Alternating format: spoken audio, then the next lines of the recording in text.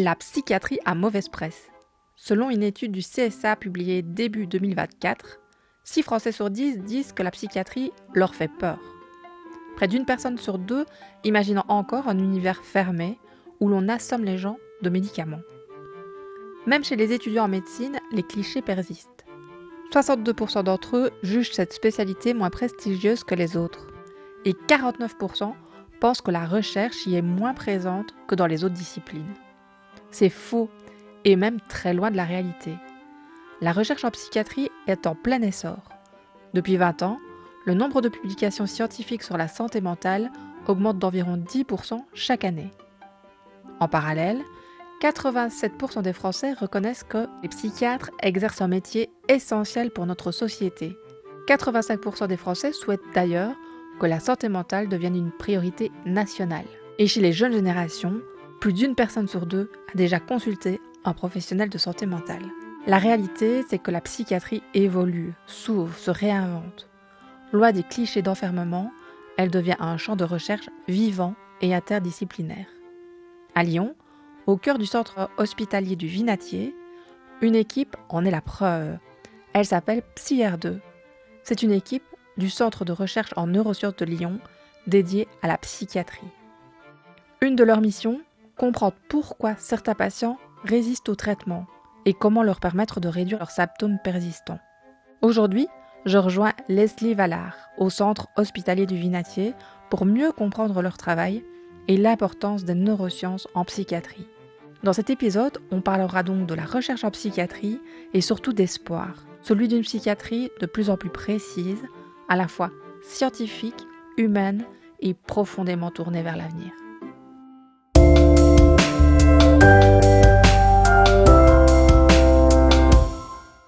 Bonjour Leslie. Bonjour Hélène. Merci beaucoup d'avoir accepté mon invitation. Je suis ravie de te retrouver ici dans les locaux de PsyR2 au Vinatier. C'est ça. Avant de commencer, pour ceux qui ne te connaissent pas déjà, qui es-tu ?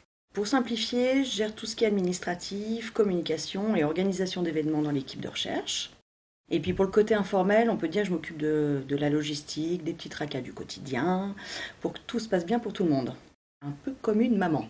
T'es là vraiment pour que tout se passe bien pour tous les chercheurs. Les chercheurs, les étudiants, voilà, le support à la recherche. J'ai un rôle de support à la recherche en fait, dans l'équipe. Peux-tu nous présenter PsyR2 justement ? Oui, bien sûr. Alors, pour la petite histoire, l'équipe, elle existe depuis 1996 et c'était la première équipe de recherche universitaire en psychiatrie à Lyon. C'était une petite équipe implantée sur le Vinatier déjà, par un psychiatre professeur d'université. Et la thématique était très axée sur la schizophrénie, la vulnérabilité, la résistance pour une meilleure compréhension des mécanismes cérébraux. Et puis l'équipe, elle a progressivement grossi jusqu'à intégrer le centre de recherche en neurosciences de Lyon en 2016. Ce centre, c'est le deuxième plus gros centre de neurosciences en France. Et il est affilié au CNRS, à l'INSERM et aux universités Claude Bernard-Lyon et Jean Monnet à Saint-Étienne. On est la seule équipe entièrement dédiée à la recherche en psychiatrie dans le CRNL, donc dans le centre de recherche. Mais il y a beaucoup d'autres équipes qui s'occupent du sujet de la santé mentale. Voilà, sinon on est également en étroite collaboration avec le Vinatier. Non seulement on est hébergé par l'hôpital depuis le début de l'histoire de l'équipe, mais il y a aussi plusieurs agents hospitaliers dans l'équipe, beaucoup de soignants. Donc on est complètement immergé sur le Vinatier. Et sur quoi travaillez-vous ? Alors on travaille donc sur la schizophrénie comme à nos débuts, mais aussi sur la dépression, les addictions, le trouble de la personnalité borderline et les premiers épisodes psychotiques. Ça, c'est très important aussi. Et on a un volet sur la personne âgée avec les troubles psychiatriques chez les personnes âgées. On essaye surtout d'avancer sur la compréhension des symptômes qu'on retrouve fréquemment dans les troubles psychiatriques comme le stress, les hallucinations, les troubles du sommeil, l'anédonie, les troubles de l'humeur. En général, je résume en disant qu'on essaye de mieux comprendre les mécanismes cérébraux pour les appliquer à la clinique, pour qu'au final, ça aide les patients et les patientes. D'où l'intérêt des neurosciences en psychiatrie. La recherche, qu'est-ce qu'en pensent les patients et les familles de la recherche en psychiatrie ? Alors ça justement, c'est problématique. Avec des collègues infirmières, on anime régulièrement des permanences à la maison des usagers et des familles sur l'hôpital du Vinatier. Et on s'est bien rendu compte que pour certaines personnes, La recherche, c'était compliqué. Il y a certaines personnes qui ont des réactions assez vives dès qu'on prononçait le mot recherche. Soit certains ne se sentent pas du tout concernés, soit ils ne savent pas ce qu'on pourrait leur apporter. Et puis, pour certains patients et patientes, ils se sentent menacés par notre activité. Ils se voient comme des cobayes en fait. Voilà, ils ne voient pas le côté positif de la recherche et de toute façon déjà tout ce qui est psychiatrie, c'est une très mauvaise image. Donc là, on n'y échappe pas. Je dis souvent que mon travail de communication auprès du grand public sert à informer sur les neurosciences et à déstigmatiser la psychiatrie, mais je me suis rendu compte qu'il fallait aussi déstigmatiser la recherche auprès des patients et parfois leurs familles. Plus concrètement, ces familles et ces patients, qu'est-ce qu'elles peuvent gagner en s'impliquant dans la recherche? Parce que c'est la méconnaissance au fait. Ils savent juste pas ce que ça peut leur apporter. Donc voilà, qu'est-ce que peut leur apporter la recherche pour déstigmatiser tout ça et faire en sorte que plus de monde participe à vos recherches? En fait, ça se comprend, parce que c'est vrai qu'il n'y a pas beaucoup de communication. C'est un monde un peu abstrait, la recherche, donc c'est normal aussi. Mais on va dire qu'en s'intéressant à la recherche, en participant à des protocoles, nous, ça nous permet d'étudier donc les différents mécanismes chez les personnes qui ont un trouble et d'observer aussi les différences ou les similitudes avec des parents proches, donc de ces personnes concernées, parce qu'ils ont un patrimoine génétique proche, ils ont évolué dans le même milieu, dans le même environnement. Ils peuvent avoir une vulnérabilité, du coup, aux troubles psychiatriques. Et puis, ça nous aide aussi à comparer, donc soit à observer les similitudes, soit les différences, et éventuellement à comparer aussi avec des personnes qui n'ont pas du tout de troubles psychiatriques et qui n'ont pas de proches, d'apparentés proches qui ont un trouble psychiatrique. Voilà, donc nous, on a après comme ça tout un panel, quelqu'un qui a un trouble, quelqu'un qui a un proche avec un trouble et quelqu'un qui n'en a pas du tout.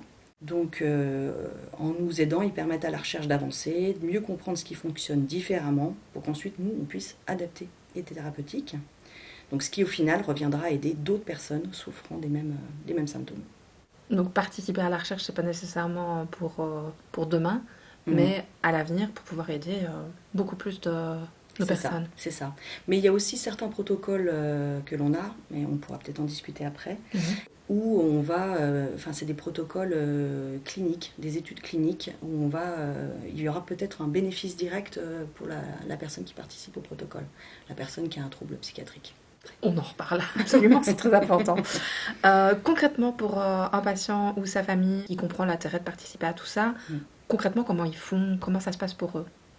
Ok, alors au cas où, il y a une petite animation vidéo que j'ai fait qui dure 50 secondes pour que ce soit plus concret, qui est sur notre site internet, donc je pense que tu mettras le lien. C'est aussi sur notre chaîne YouTube, mais pour faire court, une fois qu'on a expliqué le déroulé du protocole à la personne, souvent par téléphone, qu'on s'assure que cette personne est OK, vous venez dans notre service, vous rencontrez une personne qui travaille sur le protocole, donc ça peut être soit une infirmière, un médecin ou un des doctorants, post-doc ou chercheurs qui travaillent sur le protocole. Il peut y avoir un entretien avec le médecin, la personne pose toutes les questions qu'elle a à poser.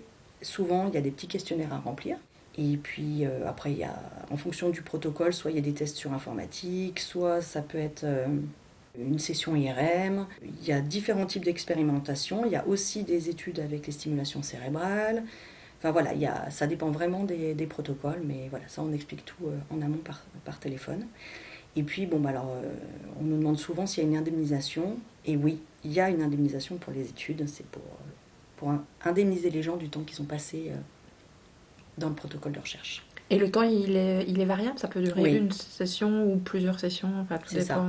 Il y a des protocoles, ça va être sur une demi-journée. Il y en a, ça va être plusieurs fois dans la semaine. C'est souvent, s'il y a des stimulations cérébrales, ça va être plusieurs fois dans la semaine. Donc ça, en général, c'est plutôt pour des personnes qui ont un trouble. Donc ça va vraiment dépendre du protocole. Mais pareil, ça, on le dit en amont par téléphone. Et puis en général, les gens qui nous contactent, ils ont vu un flyer, ils ont vu une annonce, donc ils ont déjà globalement le déroulé de l'étude. Et c'est juste, s'ils ont des questions, ils vont pouvoir les poser Voilà. Justement, comment est-ce qu'on est informé des études en cours et à quelles recherches on peut participer? Du coup, les flyers dont tu parlais, on les trouve où? Enfin, comment est-ce que... C'est pas évident, effectivement. On les met pas dans les boulangeries. Souvent, quand on cherche à recruter des volontaires, on va dire qu'on va faire des espèces de campagnes. Donc, on met des annonces sur les réseaux sociaux. Il y a certains étudiants qui vont déposer des flyers dans les universités et un peu où ils peuvent et où les gens les autorisent dans les commerces à poser des flyers. Et on en met quand même pas mal sur le site du Vinatier. Surtout parce que nous, on cherche à recruter aussi des personnes qui ont un trouble psychiatrique, donc c'est à peu près logique. Voilà, mais c'est vrai qu'il y a beaucoup de choses qui passent par les réseaux sociaux. D'accord. Et puis, on a une base de données aussi de volontaires, donc des gens qui ont été en relation avec notre équipe à un moment ou à un autre pour un événement ou quoi que ce soit, et qui souhaitent participer à des protocoles de recherche, comme toi par exemple.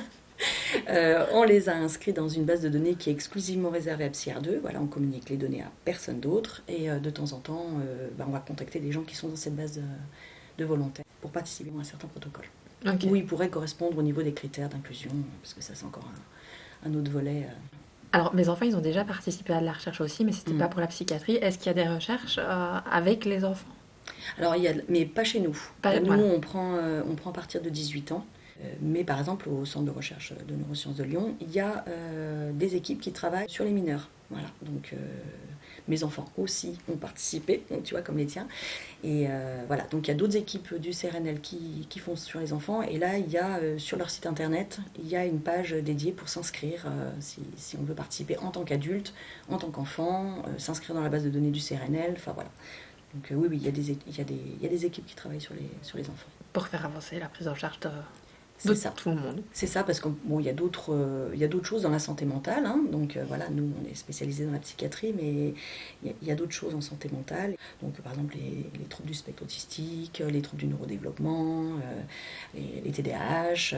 Voilà, donc les autres équipes qui travaillent là-dessus, elles ont besoin de recruter aussi des volontaires mineurs. Aujourd'hui, quels sont les sujets d'études qui mobilisent les chercheurs actuellement au sein de PsyR2? Alors, on a des projets assez variés. Et comme je te le disais tout à l'heure, on a des protocoles dont le but est d'améliorer le quotidien des patients en diminuant des symptômes qui résistent aux médicaments, par exemple. Parce qu'il y a pas mal de gens qui prennent des traitements, mais pour qui il reste des symptômes résiduels. Et on se dit, on ne va pas les laisser comme ça. Voilà. Donc, on a des thérapeutiques un petit peu innovantes et différentes à PsyR2.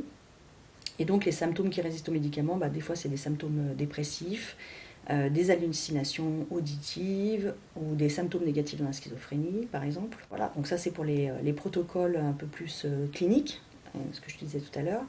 Sinon on a aussi des protocoles dans lesquels on va chercher à comprendre les différences de fonctionnement entre des personnes avec un trouble et des personnes qui n'en ont pas. Parce qu'on n'a pas tous la même vulnérabilité ou le même niveau de fonctionnement.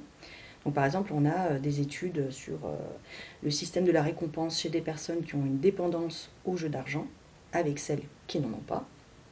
On a aussi des études pour comprendre comment on différencie des choses que l'on s'imagine avoir faites, de choses qui sont réelles et des choses qu'on a vraiment faites. Alors on donne souvent l'exemple de « est-ce que j'ai bien fermé la porte ce matin ou pas ?» Voilà.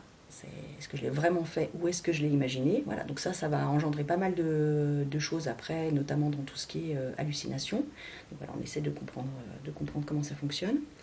Et puis on a aussi d'autres études, par exemple, sur le traitement des émotions, comment on réagit au stress, comment on reconnaît des émotions faciales. Voilà, c'est des choses qu'on retrouve régulièrement dans des troubles psychiatriques et on essaie de mieux comprendre tout ça, donc en incluant des personnes qui ont un trouble psychiatrique et des personnes qui n'en ont pas pour faire les différences tout simplement. Donc tout ça, ça a une importance pour ensuite revenir à des études dont l'objectif est d'améliorer le quotidien des gens qui sont concernés. Voilà. Et on sait quand même tous, donc la pharmacologie, elle a plein de bénéfices, mais elle a aussi ses limites. C'est aussi des choses qui ont été développées dans les années 50-60 et qui peinent à évoluer encore aujourd'hui. Donc tout ce que vous menez comme recherche, c'est primordial. Oui. Alors nous, ça ne sera jamais en première intention, tout ce qui est stimulation cérébrale par exemple, parce que c'est vrai que les médicaments, il y a plein de choses qui marchent très bien, et tant mieux. Et nous, on va s'attarder sur les personnes pour qui ça ne fonctionne pas ou ça ne fonctionne pas assez. Et parce que ces symptômes résiduels, ils sont bien souvent très très handicapants pour les gens. Et voilà, si avec les stimulations cérébrales, on arrive à leur offrir un mieux-être, c'est toujours ça de prix. Alors après, c'est pas forcément toujours une situation pérenne, ça ne marche pas sur tout le monde non plus, il y en a pour qui ça ne fonctionne pas quand même. Et puis il y a des gens qui reviennent en cure, voilà, qui viennent de temps en temps dans l'année, qui font une cure d'une semaine de stimulation cérébrale parce que les symptômes commençaient à revenir. Ils appellent, ils prennent rendez-vous, un peu comme les cures thermales au final. Ça peut être un soin ponctuel. Voilà. Voilà, mais qui a quand même une durée. Alors, c'est pas à vie, mais ça a quand même un impact sur un moment donné. Merci. Ouais. Voilà. Après, ça dépend des protocoles, ça dépend des symptômes. Il y a pas mal de paramètres différents, mais globalement, on sait que les stimulations cérébrales, c'est vraiment une bonne solution pour certaines problématiques. Et puis cette idée de cure, effectivement, on peut faire des cures pour plein de choses. Là, prévoir une séance de cure tous les X temps, ça me semble assez simple. C'est ça. Alors après, les stimulations cérébrales, c'est quelque chose qui peut faire peur. Ah, ben voilà. Pourquoi ça peut faire peur et en quoi il ne faut pas du tout avoir peur? Alors, ton fils est venu en stage en CR2, donc... Il n'a pas peur. Voilà, donc tu connais, mais c'est vrai que quand on dit qu'on fait ça, en général, les gens écarquillent les yeux et restent sur une vieille image. Les préjugés, les a priori sur l'électroconvulsivothérapie qui se faisait il y a très très longtemps. Ça se fait toujours d'ailleurs, mais dans de très bonnes conditions et dans certains cas, c'est sous anesthésie. Voilà. Alors, nous, à CR2, on ne fait pas forcément d'études sur l'électroconvulsivothérapie, mais voilà, globalement, ça a une mauvaise image. Donc, les gens associent aussi les stimulations cérébrales que l'on fait nous, que l'on fait juste que l'on pose juste sur la tête. Il n'y a rien d'invasif ou quoi que ce soit, mais ça n'a pas bonne presse. Alors souvent, quand j'accueille des stagiaires et que je leur explique ce que c'est, je leur dis, quand il y a quelqu'un qui fait un malaise cardiaque, on va lui stimuler le cœur. Bon, pour lui sauver la vie. Et voilà. En fait, c'est un peu le même principe. On va juste stimuler la tête. Et il n'y a pas de douleur en plus dans le cerveau. Donc voilà, ça ne fait pas mal. Pour l'avoir testé un paquet de fois, je peux te confirmer que ça ne fait pas mal.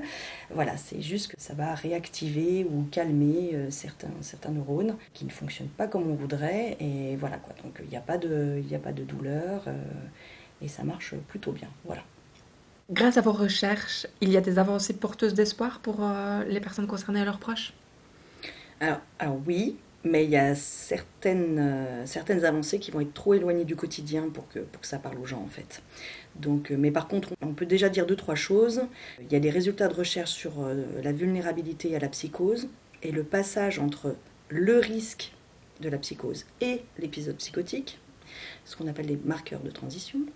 Ces résultats-là, ils ont profondément modifié l'offre de soins à l'hôpital parce qu'il y a eu la mise en place au niveau régional d'unités de soins ambulatoires et d'hospitalisation spécifiquement destinées à la population des jeunes à risque ou en premier épisode psychotique.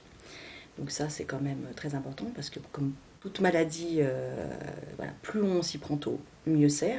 On peut aussi dire que les neurosciences, elles ont bien avancé. Ça permet d'adapter des thérapies innovantes, comme les stimulations cérébrales dont on vient de parler. Donc ça, c'est pour les personnes qui ont des symptômes résistants aux médicaments, comme on disait. Et puis, les objectifs en neurosciences, c'est aussi de proposer donc, toujours des stimulations cérébrales, mais personnalisées, en fonction de la taille, de la disposition précise des aires cérébrales de chaque personne, grâce à l'imagerie cérébrale. Donc nous, on fait pas mal de protocoles avec de l'IRM, comme ça on voit exactement comment le cerveau est fait, et on va adapter les stimulations cérébrales à chaque individu. Donc c'est ce qu'on appelle une médecine de précision qui est adaptée à chaque personne. Magnifique. Voilà. L'avenir. Voilà, c'est ça. L'avenir. Donc, la recherche qui donne des adaptations directement utilisées sur le terrain, déjà maintenant, et puis des recherches plus compliquées, mais qui font avancer le reste. Voilà, petit à petit. Petit à petit. Alors, l'équipe CIRET2, elle collabore de manière nationale et internationale avec d'autres équipes, c'est bien ça? Oui, alors ça peut être des équipes ou des fondations, des associations. Donc par exemple, on a Fondamental, qui est un réseau de coopération scientifique en santé mentale. qui a des centres experts un petit peu partout en France. Est-ce que tu peux nous en dire un mot ? Alors, je ne connais pas le détail, mais par exemple, ici au Vinatier, il y a des centres experts qui sont affiliés à Fondamental. Il y en a qui ont des financements grâce à Fondamental, si j'ai bien tout compris, et il y en a non, mais ils sont quand même affiliés, ils ont, on va dire, le label Fondamental. Et c'est des centres experts, par exemple, en schizophrénie, en dépression résistante ou dans les troubles bipolaires. Voilà, donc ça c'est sur le Vinatier aussi. Et du coup, l'équipe CR2, qu'est-ce qu'elle apporte du coup en collaboration avec Fondamental ? En fait, il y a des membres de l'équipe CR2 qui font partie de ces centres experts, notamment Romain Ray, voilà, que tu as rencontré il n'y a pas très longtemps. Bien sûr. Voilà. Ouais. Et puis sinon, toujours pareil, il y a des membres de l'équipe qui font partie d'autres réseaux ou d'autres services. Donc Romain Ray, voilà, qui fait pas mal de choses aussi pour les aidants, mais ça c'était dans un autre podcast, donc avec les formations bref, le CLAP pour les aidants en psychiatrie, tout ça. On a aussi plusieurs personnes de l'équipe, dont moi, qui faisons partie d'un réseau sur les stimulations cérébrales en psychiatrie. Donc ça s'appelle le réseau STEP et ça fait partie de l'association française, attention le nom, psychiatrie biologique et neuropsychopharmacologique, l'AFPBN. Waouh, je suis toujours admirative de ces noms-là. De ces acronymes. Et de ces acronymes. Ouais, voilà. Et du coup, ce réseau national donc, organise des formations régulièrement dans l'année, des journées scientifiques sur les stimulations cérébrales en psychiatrie. Et ce réseau national fait aussi partie d'un réseau international, le SBS, qui organise des congrès internationaux sur tout ce qui est stimulation cérébrale. Et donc c'est là qu'on partage les bonnes pratiques, ce qui a bien fonctionné, ce qui a moins bien fonctionné, où est-ce que tout le monde en est, et que c'est là où on fait avancer la recherche. Voilà, c'est ça. C'est des événements de partage pour avancer, c'est exactement ça. Est-ce que tu vois quelque chose à rajouter sur ce thème-là, que tu n'aurais pas dit ou... Alors il y a éventuellement le service universitaire d'addictologie aussi. Il y a un de nos collègues qui travaille sur les addictions, le professeur Benjamin Roland. Dont on a parlé aussi avec Mathilde Argot. Ah bah voilà, oui, parce qu'elle a fait sa thèse avec lui. Donc ça c'était un sujet d'un autre podcast. Oui, sur le cannabis dans la schizophrénie. Tout à fait. En fait Mathilde était doctorante dans l'équipe PSYR2. Voilà, avec Benjamin Roland. Et donc lui, il travaille au SUAL, donc le service universitaire d'addictologie de Lyon. Voilà, ça c'est un autre réseau. Je crois que c'est à peu près tout. Après, on pourrait toujours parler d'autres réseaux, mais globalement, c'est vraiment avec eux qu'on travaille. Et puis bien sûr, des équipes du CRNL, du Centre de recherche, avec qui on partage des études communes, et puis quelques co-encadrements d'étudiants. Voilà. Quels sont, selon toi, les plus grands défis auxquels la recherche en psychiatrie fait face aujourd'hui ? Alors je dirais la stigmatisation persistante, parce que même chez les professionnels ou les futurs professionnels, c'est stigmatisé. Donc les futurs médecins, ils choisissent beaucoup moins cette spécialité, par exemple. Donc ça, c'est dommage. Donc il y a une pénurie de psychiatres. Puis je dirais aussi le manque. Alors il y a le manque de moyens financiers, le manque cruel de soignants en psychiatrie. Ça crée d'énormes délais de consultation, un manque d'accès aux soins et une inégalité des chances, quoi. Donc, ce qui fait que les professionnels de santé sont dans l'urgence constante et ils ne peuvent pas forcément accorder de temps à la recherche, parce qu'ils ont trop de retard de consultation, donc ils sont dans l'urgence tout le temps et la recherche, ça passe après. Donc à l'heure où la santé mentale est normalement la cause numéro 1, c'est un petit peu dommage, quoi. On aimerait bien que ce soit pour de vrai, mais oui, c'est pas pour tout de suite. Moi, ce que je retiens du coup, c'est que c'est ce qui freine encore aujourd'hui, c'est finalement la stigmatisation en fait. Oui. Comment est-ce qu'on agit Je trouve déjà qu'il y a un problème au niveau des médias qui véhiculent quand même une mauvaise image des troubles psychiatriques. Dès qu'il y a un drame, dès qu'il y a quelque chose, il faut tout de suite stigmatiser en disant que la personne elle s'est échappée d'un hôpital psychiatrique, ou elle avait des symptômes, ou elle a une maladie, ou une schizophrénie, ou là, tout de suite, et c'est... des fois, on se dit, on a un petit peu avancé grâce aux réseaux sociaux, les gens ont une meilleure conscience de tout ce qui est santé mentale, on en parle quand même beaucoup plus, donc des fois je me dis, on avance d'un côté. Aux personnes concernées qui témoignent aussi. Exactement, il y a quand même beaucoup de choses qui sont faites sur ce sujet-là, et en fait, à chaque fois, les médias viennent faire un pas en arrière Ouais. Voilà, je trouve On fait 3 pas en avant, 2 en arrière, mais on avance quand même. On avance quand même, mais voilà, je trouve qu'ils salissent quand même Ouais, c'est... beaucoup la population qui est concernée, quoi. Oui. Et celle qui ne connaît pas ou qui ne connaît pas encore et qui du coup se fait des fausses idées par rapport Oui. à la réalité des choses. Oui. Tout le monde devrait venir faire un stage. C'est vrai. Bah, on n'a pas assez de place, mais ce serait pas mal. On a parlé de manque financier, etc.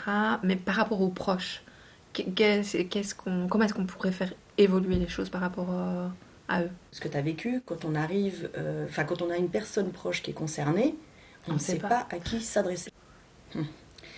Je ne sais pas trop comment les associations, les structures d'aide, les groupements d'entraide, pourtant ils font bien leur travail, mais je ne sais pas, il y a une connexion qui manque entre toutes ces structures-là et les personnes qui sont concernées par un trouble, soit eux-mêmes, soit un proche.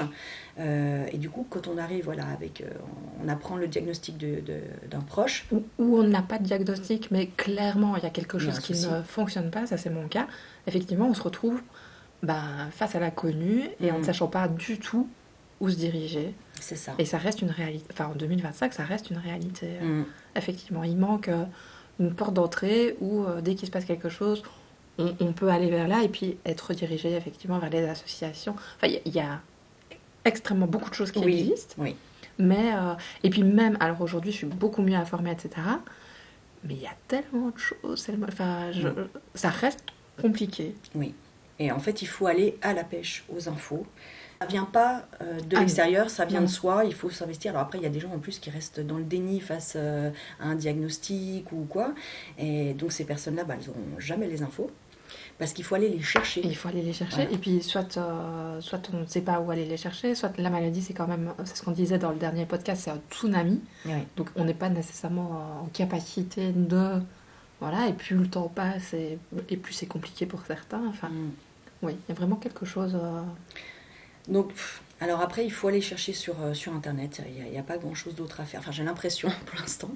Ou alors, il faudrait peut-être que à l'hôpital ou dans les structures d'accueil, la première étape, qu'eux soient en capacité de donner des infos, de dire qu'il y a des associations, il y a, voilà. Alors, il y en a qui ont des flyers, tout ça, mais je pense que les gens, quand ils arrivent avec ça, ils sont dans un flou et ils ne pensent pas à regarder les flyers, ils ne pensent pas à poser cette question, comment est-ce que je peux être aidée, voilà. Et il faut encore arriver jusqu'à ce service de soins. Moi, je n'y suis jamais arrivée, en fait. Donc oui, mais, voilà, quelque chose à faire. Ça ne peut pas faire partie de l'objet de recherche, ça, justement. Comment Ce serait peut-être une étude sociologique à mener en collaboration. Ouais. Alors, je me suis rendu compte qu'il y avait une problématique par rapport à ça. Et sur le site de PsyR2, il y a une page ressources. Et dessus, j'ai mis beaucoup d'infos, beaucoup d'associations, de structures, enfin des choses dont j'ai connaissance. Mais elle est amenée à évoluer, cette page, bien sûr. Il y a déjà quand même pas mal de choses. Mais il faut savoir que sur la page de PsyR2, il y a des choses, il y a des ressources qui sont dotées. Et les gens qui se retrouvent face à cette problématique, ils se disent pas, je vais aller regarder sur PsyR2, parce qu'ils savent même pas qu'on existe. Voilà. Il m'a fallu du temps avant de découvrir. Donc, cette page, elle existe, mais voilà, donc nous, on essaie de la communiquer de notre côté, quand on fait des événements, sur les réseaux sociaux, tout ça.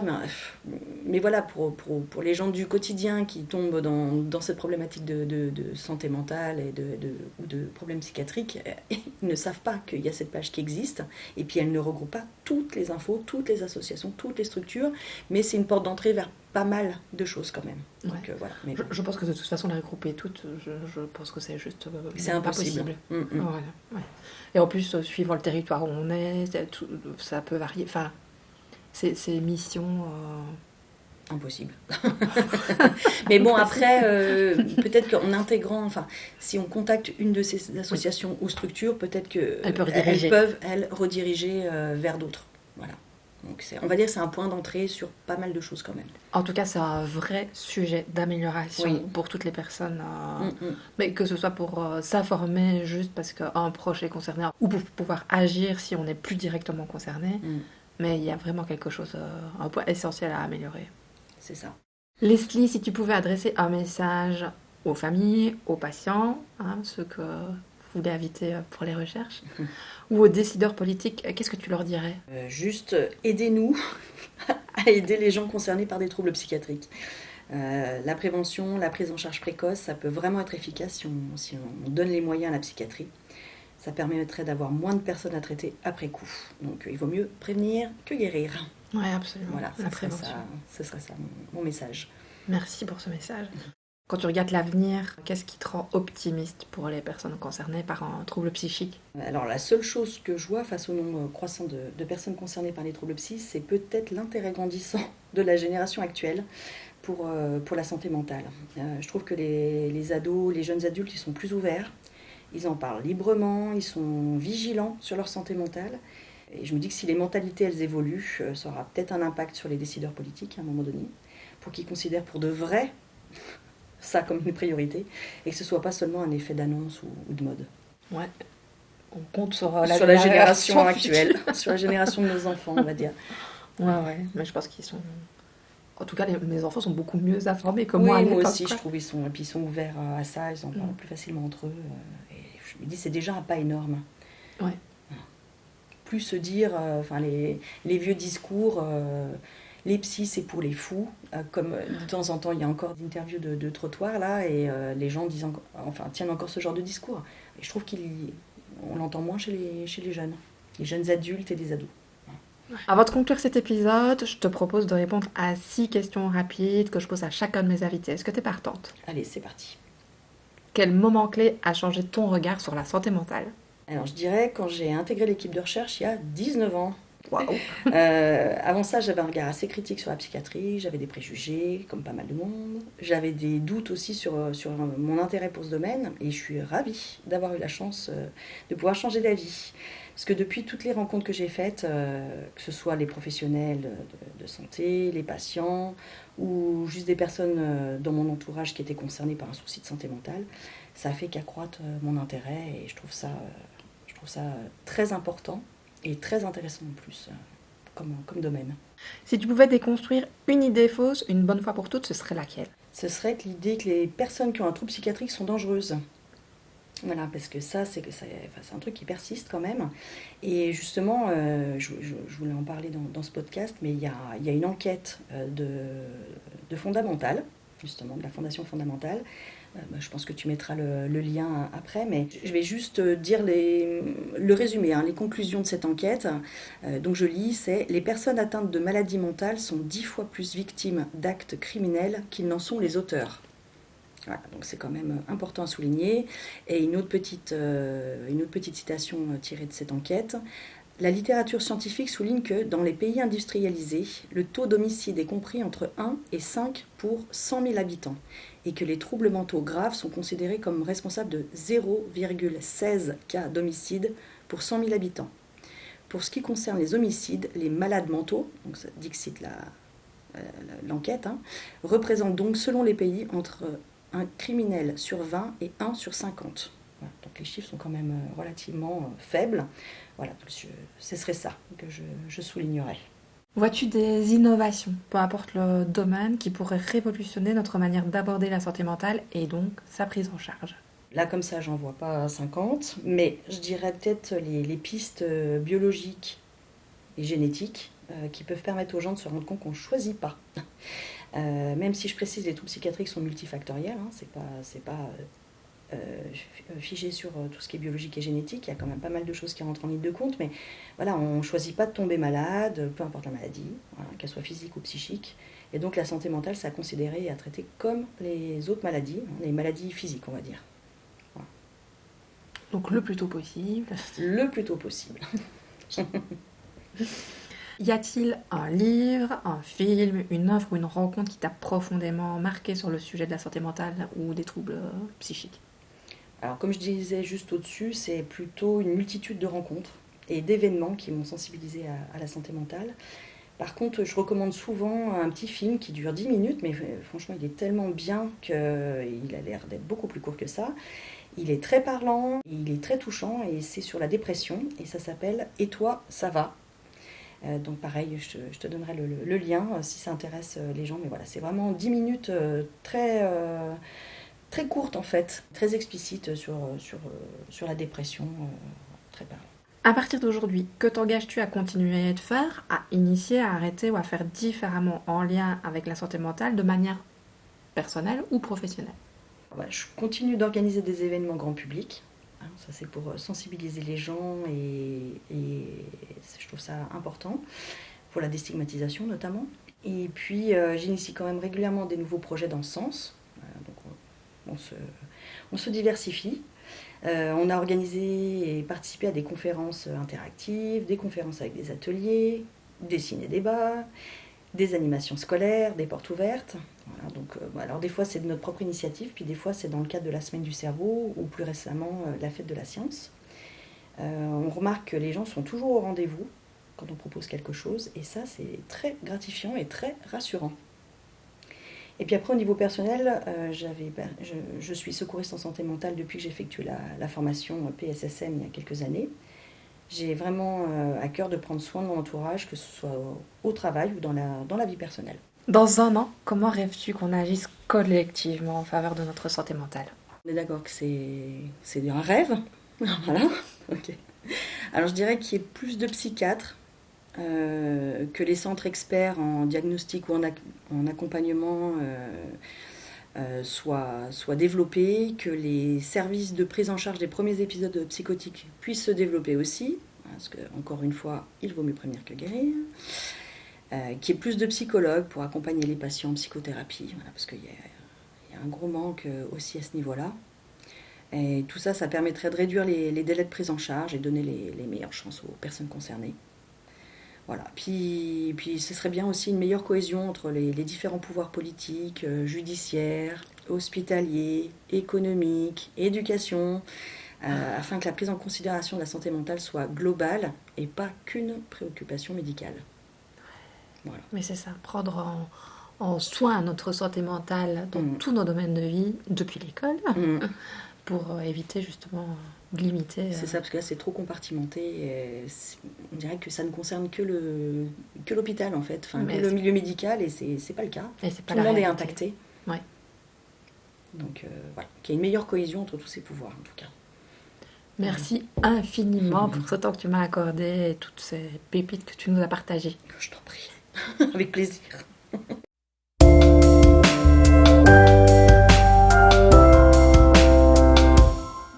Si vous avez aimé cet épisode, partagez-le et abonnez-vous. Si vous souhaitez proposer des sujets, soulever des questions, partager vos réflexions, vous trouverez mes coordonnées dans le descriptif. Dans 15 jours, j'aurai le plaisir de m'entretenir avec Avi Snellbach. Désormais à la retraite, Avi a exercé en tant qu'avocat en droit commercial international. Il a également été juge de paix à Bruxelles. Il est l'un des pionniers de la médiation non familiale en Europe et le cofondateur du groupement européen des magistrats pour la médiation. Nous parlerons donc de conciliation et de médiation, ces pratiques qui replacent l'humain au centre du droit pour rendre notre monde un peu meilleur. À très vite, et d'ici là, prenez soin de vous et de votre santé.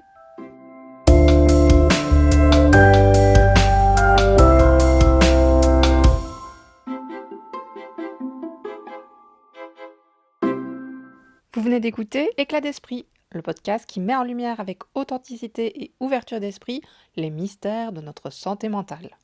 Ici, nous explorons les failles de notre esprit pour mieux comprendre ses forces. Nous brisons les tabous, on déconstruit nos idées reçues et nos préjugés, on parle espoir et rétablissement. Entre éclat de voix et éclat de rire, nous partageons nos expériences, nous ouvrons un dialogue inédit avec des personnes concernées par un trouble, des experts à la pointe des évolutions actuelles et les acteurs pluridisciplinaires de terrain. Notre objectif ? Faire éclater nos vérités, contribuer à mieux comprendre les réalités complexes des maladies et de leur prise en charge pour ouvrir la voie vers d'autres possibles. En fil rouge, mon parcours personnel face à la maladie de mon mari, qui m'a confirmé que, tout comme les éclats de lumière se révèlent dans l'ombre, les moments les plus sombres de nos vies peuvent aussi faire naître des éclats de vie. De l'éclat d'esprit à l'éclat de génie, il n'y a qu'un pas. Franchissons-le pour construire ensemble un monde où la santé mentale est accessible à tous.